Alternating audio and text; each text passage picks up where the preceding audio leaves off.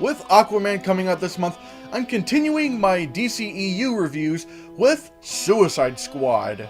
Before I go on, don't forget to smash that like button, smash that share button, and if you're new here, smash that subscribe button so you can watch more reviews like this one, and give a little tap to the gray bell icon for notifications on my latest uploads. Back to the review.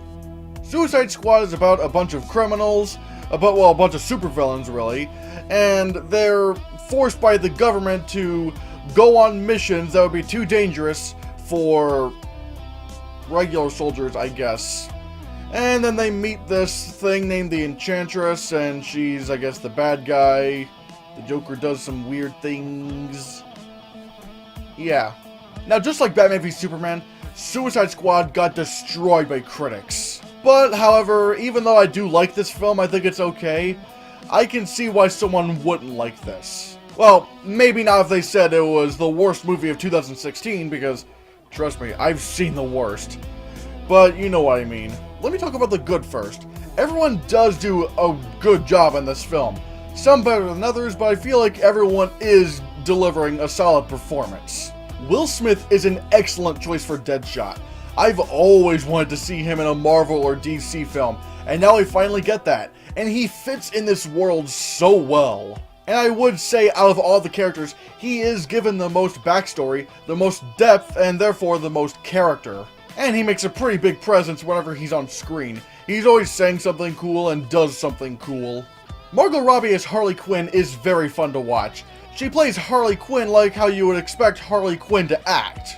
I wouldn't say she gives one of the best performances in a comic book movie, but she is really solid in this film.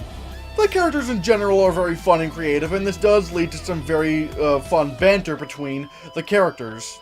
However, this leads me to my biggest complaint over the film, and simultaneously as a defense for a certain aspect of that problem, and that's the Joker. Or more like the usage of the Joker. Now, in defense, I'm not even saying Jared Leto does a bad performance in the film. On the contrary, I feel like he's putting his all into the performance. I feel like he would be really, really good in a Suicide Squad movie as the villain. The problem with the Joker, however, is that he has no point in the story. Every scene he's in feels so inconsequential to the next. And if you took the Joker out of Suicide Squad, the film would be no different. Now, some people would say, good, less Jared Leto the better. But I feel like there's still a way to have Jared Leto in the role and have him feel like a cohesive part of the story. Now, the one thing that people always go to is talking about the methods in which Jared Leto did to prepare for the role as the Joker.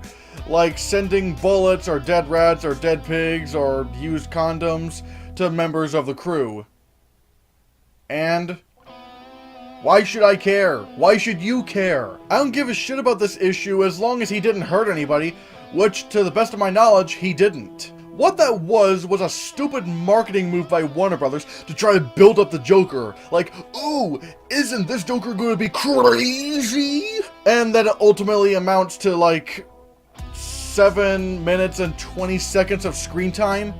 And those 7 minutes and 20 seconds of screen time amounting to absolute jack shit on the narrative. Heath Ledger's Joker always had a purpose whenever he was on screen. Every time he was on screen, whatever he did, it was important to the story, or at least something to establish his character. What they did with the Joker in Suicide Squad amounts to nothing. What's his point in the story? What is his character? And again, I must stress this, I'm not blaming Jared Leto, and I'm not even saying his performance is bad. My problem with the Joker was that he should have been the main villain to begin with. Who is the villain in Suicide Squad again? Some magic dancing chick, Enchantress? What? She isn't interesting, and the fact that she's the reason why the Suicide Squad was made in the first place doesn't really make a whole lot of sense at all. You want to take on this goddess-like being, Enchantress thing, whatever she is, this really powerful being, and you want to send in a dude who shoots well, a crocodile dude, a chick with a baseball bat, a chick with a sword, a dude with a boomerang, a dude who shoots fire, which could be useful, but apparently he's given up on violence, so there's that, and a dude with rope? This is your team to go after Enchantress? Really? wouldn't it make more sense to have this army go up against people like the Joker, someone who's too dangerous for regular cops to go after, but it's not too dangerous for that Suicide Squad? Wouldn't that make a lot more sense narratively? And not only would it help the overall plot of the film, but you could actually give the Joker character. Hell, his scenes with Harley were entertaining. You could expand on that by exploring more of the dilemma between the Joker and Harley Quinn, who's in that Suicide Squad. Having the Joker as the main villain would have made this film so much better, and it would have made a lot more sense as to why there is a Suicide Squad, other than having them for that stupid Enchantress chick. And you may be saying that there's no way they can tweak this character to make him work in this film.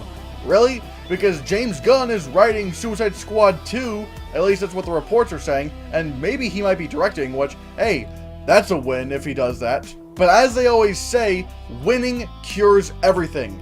If James Gunn does use the Joker in Suicide Squad 2, again, we don't know if he will, I'm hoping he does, but if he uses the Joker in Suicide Squad 2, he has the power to make the character more fleshed out, make him more of a cohesive character that has an impact on the narrative.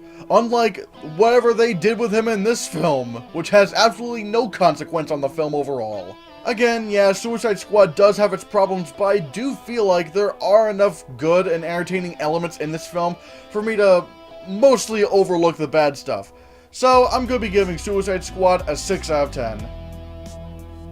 Have you seen Suicide Squad? Are you excited for Aquaman? Let me know in the comments below what you think. Thank you so much for watching. Give this video a like, share the video so we can channel circulate it. Don't forget to support my Patreon on my Patreon page, or if you can't do that, then consider supporting me through my PayPal donation button in the description below. And if you want to see more, click this.